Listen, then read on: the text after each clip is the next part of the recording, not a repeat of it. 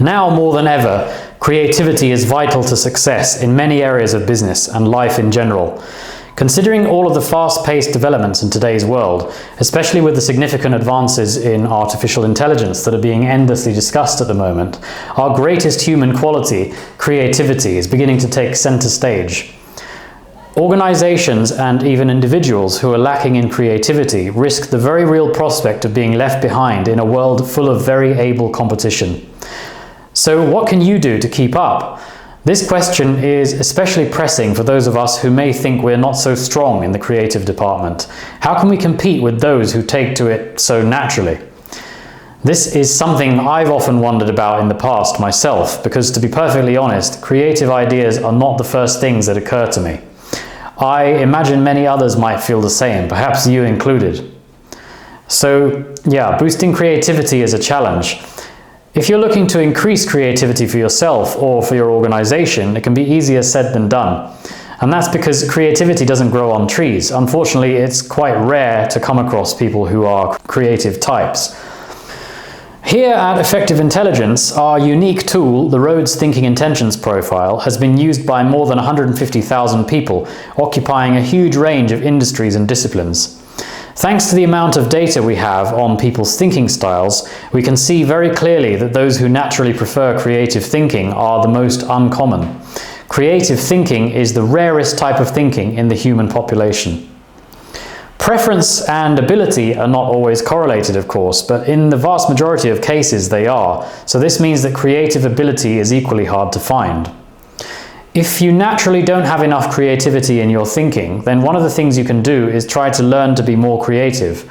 This is quite a challenge to do though, especially if you're alone in your efforts. Of all the thinking styles, creativity is not only the rarest, but also the most difficult to learn. This problem also extrapolates out to organizations and businesses. It's sadly common to see that an entire organization lacks creative thinkers. Another equally unfortunate situation can happen where creative types are present in an organization, but their abilities are stifled by the overarching conventional thinking that dictates the course the organization is taking. And that's a shocking waste of talent. You've probably already realized that collaboration must play a crucial role in the fostering of creativity inside an organization.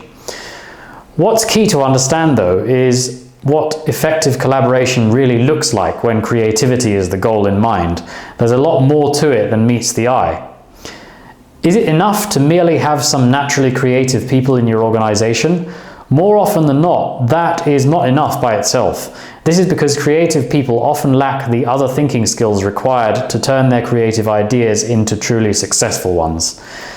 Creativity in and of itself is not enough, because in order to have actual impact, creative ideas need to be applied in the real world. In other words, innovation must happen. Innovation is the process of taking brilliant creative ideas, doing the research required to ensure that they are sound, and then implementing them successfully in practical reality. In order to achieve this full sequence of events, a wide range of thinking strategies and styles needs to be applied, extending far beyond creativity alone. This is where collaboration comes in so handy. If you have a team with a broad variety of thinking preferences and skills, then when you fit it all together, you have exactly what you need to achieve brilliant innovation. Diversity of thinking skills is essential. So, successful innovation of creative ideas requires the application of specific types of thinking at the appropriate times in the overall sequence. This is very difficult to achieve without understanding these thinking processes and how they work. This is what makes Effective Intelligence so tremendously powerful, because it provides a language that allows you to recognize and harness the individual components of thinking, providing your organization, or indeed yourself, with an immense advantage. Effective Intelligence provides you with a game-changing tool, the Rhodes Thinking Intentions Profile. By simply answering 24 questions, each of your team members can reveal their own individual and unique thinking profile. Equipped with each individual's profile, you can see where their true preferences lie when it comes to thinking. This changes the game, because you can then allocate each person to the specific point of the innovation process where they will be most capable and effective. Some people really do have a strong preference for creative thinking. They can be an endless source of brilliant new ideas, and perhaps one of those ideas could transform everything for your organization. As we discussed previously, these people are actually the rarest in the population. Others may not take so easily to creative ideas, and that's fine. Not everyone can be creative, nor should they be. The reason is that these people are probably perfect for the later stages of the innovation process. Every new idea requires background research to ensure it's sound. The specifics need to be handled, and it's important that you have detail-oriented people who can do a good job with that. Most often, the creative type people are not actually into that, and they're not very good at it either. Ideas also need to be tested rigorously to ensure that they can withstand all the real-world conditions. Usually refinements are needed before you can implement successfully, and that's another thinking skill set in itself. So before you look at your team, the first thing to do is to get a good understanding of your own thinking preferences, and we do actually have a way for you to do that. We also know that some in our audience are not members of large teams or even teams of any size. Some of you operate alone as solopreneurs, solo creative, one-man bands, etc. If that's the case, does this discussion about collaboration apply to you? Actually, yeah, it does. Even if you're doing your thinking alone, collaboration is just as important. That's because all of the thinking forces inside your head need to collaborate with each other effectively so that your one brain can produce amazing, innovative results as if it were a team.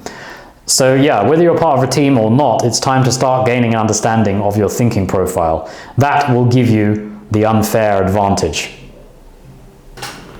Hi, I hope you enjoyed that video. If you did, please leave a like to show support to our channel, and also subscribe if you'd like to get access to more of our content. Also, in the video, I mentioned the Thinking Intentions profile. If you'd like to get access to your own Thinking Intentions profile completely for free, then click the link in the video description below and you'll get your free personalized Key Strategic Insight course. I'll see you in there.